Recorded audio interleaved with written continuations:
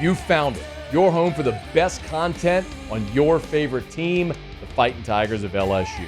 Do us a favor, subscribe to the channel, leave your comments below, and be sure to smash that like button.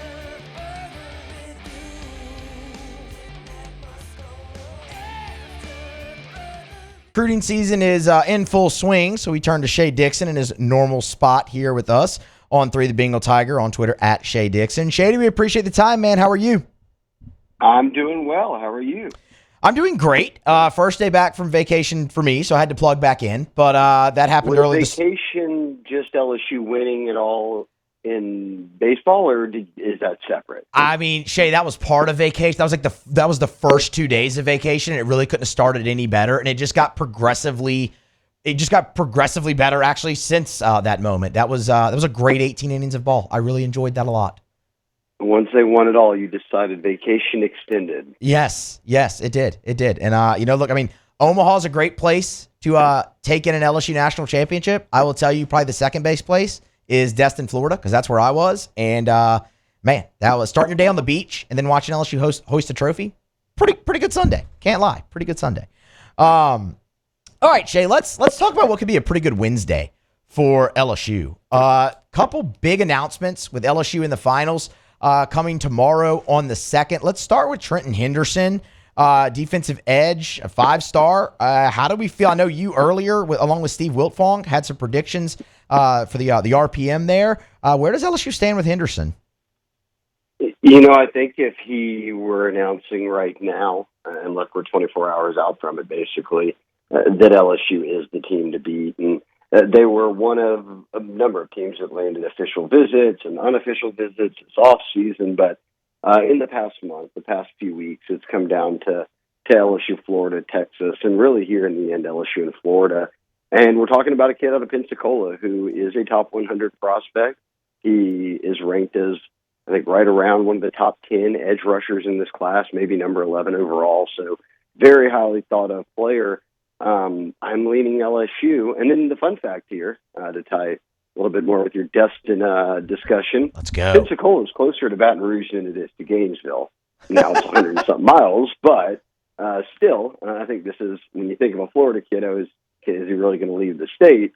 Well, the distance to drive is actually closer to Baton Rouge, but both are obviously drivable. I think that just distance isn't a factor in this one, I think, is what I'm trying to drive home here. So with Henderson on the edge, I mean, where would LSU kind of focus more on the defensive line after that? Is this the first of many kind of for LSU in that spot, potentially, if he does pick for the Tigers? Or is, I guess a better way to ask that, Shea, is if Henderson doesn't pick LSU, where would they go at edge?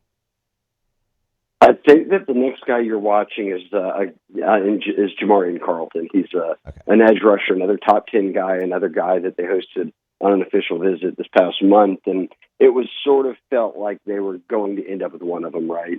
And ultimately, I think that probably will be Henderson, who announces tomorrow. But not far after that, we'll hear another announcement, obviously, coming out of Lone Star State, I think in about a week. So, look, Jamarian Carlton could well go to Baylor. That's the school closest to home for him. And the in-state schools, Texas A&M, had all hosted him and been on him. But there's some buzz that LSU's in the mix. I think, again, though, it's going to be tough to pull him out of Texas, and maybe even more so if they land Trenton Henderson. We'll get right back to the video, but thrilled to welcome Our Lady of the Lake to AFR LSU. As the championship health partner of LSU athletics, the physicians at Our Lady of the Lake serve the champions on the field in the purple and gold, but that same level of care is available to you and your family. I've been a proud supporter of Our Lady of the Lake my entire life, from volunteering at the Ronald McDonald Playroom as a high schooler to helping so many of the fundraising efforts for the standalone Children's Hospital, to my own son being a patient now at that very Children's Hospital, and my primary care physician, Dr. Kurt Chastain, at Our Lady of the Lake Men's Health Group. Our Lady of the Lake has been a part of my medical journey my entire life, and you can learn more as well. Our Lady of the Lake and LSU. Together, we roar. All right, so Henderson, he's not the only one. Let's go from Florida to Alabama, and that's where we find Jaden J.J. Bush, a linebacker who has LSU in his final and will announce on Wednesday as well. Yeah, so it could be a double dose of commitments tomorrow if everything goes well for LSU. We've seen some other teams kind of have a run here after LSU and Southern Cal jockey back and forth for the number one class all offseason. Georgia got hot, Notre Dame, Bama. So this kind of top five is shaking up a bit over the summer as all these kids go into July saying, hey, look, I'm going to be a senior. A lot of them early enrolled, so it's like I'm just going to focus on school, football, my final semester here in high school. So they make decisions now, and I think that when you look at J.J. Bush, LSU's led the whole time.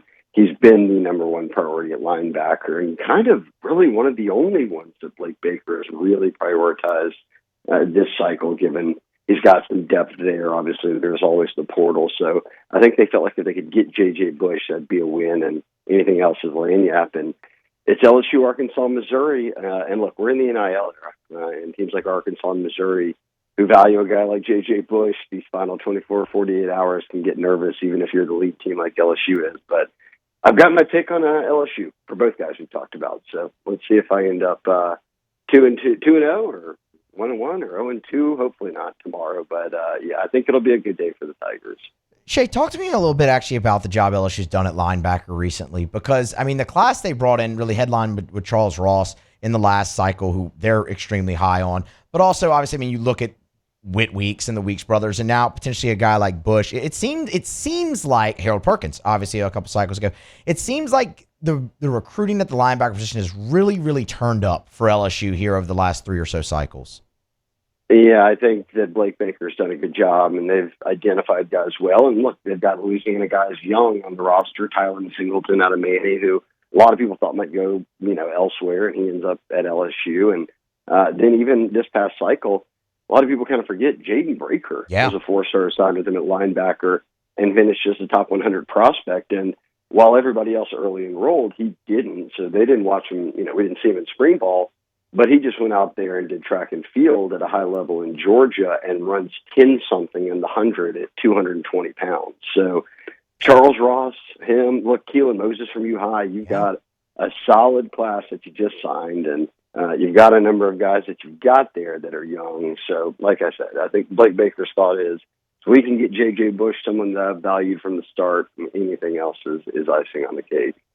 Talking with Shea Dixon on 3 the Bengal Tiger with us every Tuesday here on AFR. Of course, you can get him on Twitter, X at Shea Dixon. Shea, so that's what LSU could get on Wednesday, but over the weekend they did get good news out of Franklin Parish. Dezyrian Ellis pops for LSU. I believe it was on Saturday. What can you tell us about Ellis? Yes, Franklin Parish, shout out, stand up. The first Franklin Parish High player to ever commit to LSU. Obviously, Booger came out of Winfield back in the day, but when they consolidated the schools up there, now they've got Franklin Parish High, and that's where Dezyrian Ellis has been. And look, this was one of those. It almost kind of reminds me of Pat White throwback days, but he was down to LSU at corner or West Virginia at quarterback, and he was great this year, kind of just being an all-around athlete, and I think he really entertained it. And but in the end, he said, "Look, staying home, playing for Corey Raymond at LSU right now, and them believing that my upside to potentially play on Sundays, let alone shine in college, is highest at cornerback." So he shut it down, committed, and that was a big win for him, because I wouldn't be surprised with Haven Finney also committed if that doesn't wrap up the corner class, which moves much like linebacker. It's like, gosh, they have a lot of good young guys, and if you don't overload the recruiting class, you got a chance to hold on to a lot of them. They don't transfer out. So can Corey Raymond get a shot to develop some guys here over a couple of years is what we're looking forward to. You answered my next question, because I was going to ask you if they were done at cornerback actually after that with Finney and now Ellis. So okay, if they're done there, then I mean, yeah, and you're right. I mean that was the reason for bringing him back, right? Is okay, just go recruit us the dudes that you recruited in the past at LSU, and it certainly seems like Corey Raymond has done that in spades so far for Brian Kelly. That really takes care of this week. There's a big announcement next week. A week from Thursday, Lamar Brown is going to make his decision. Any update? I know he took his LSU visit. Any update on where that might stand a week and a half away now? Look, it's Miami, Texas, all those schools like that got official visits and got talked up at the end. But I've said so many times when you've had me on the show in Moscona that I think it's A&M or LSU, and I think it has come down to that.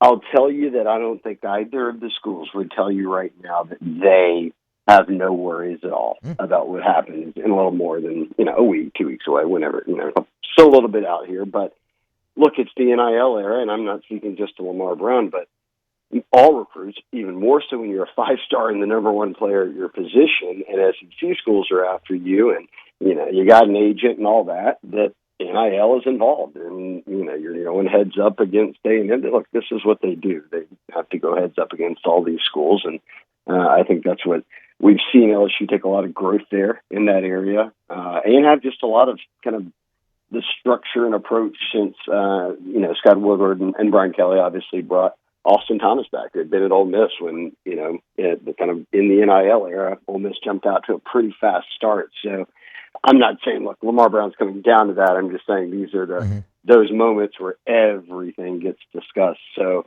whenever that happens, it's sort of like, hey, look, nobody feels great about it until he's committed, and then you really don't feel perfect about it until a prospect signs, which is still 6 months away. But look, it's a battle. But my pick's on LSU. I still think it's LSU, but I am not discounting the push A&M's made. And hey, look, the reality of what we've known about the history of pretty talented kids out of U-High that have gone to high school on LSU's campus, more often than not, or at least 50% of the time, end up kind of leaving the state and trying something new. So I think that we'll have a little bit more clarity as his decision gets closer.